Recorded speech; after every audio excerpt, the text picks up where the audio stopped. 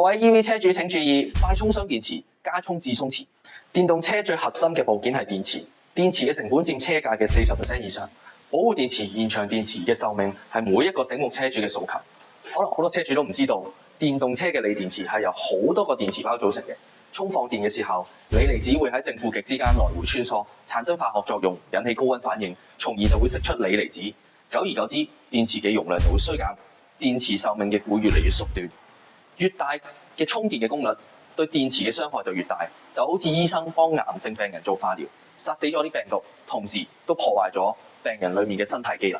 充電功率每小時2至5 kW 就係慢充，7至20 kW 係中充，50至150 kW 就係快充，超過150 kW 嘅就係超充。各位車主為咗保持你嘅愛車嘅電池嘅戰鬥力，盡量避免超充。快充可以作為你出街嘅充電寶，不過最好都係喺屋企中充。中充1小時充7度電，一晚瞓覺10個鐘可以充70度電。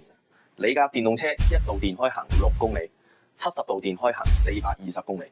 尖沙咀到屯門嘅距離大概係36公里，中充一晚可以俾你來回尖沙咀到屯門11次。所以其實你無需要揾快充站㗎，最緊要係你自己嘅車位安裝私家充電樁啊嘛。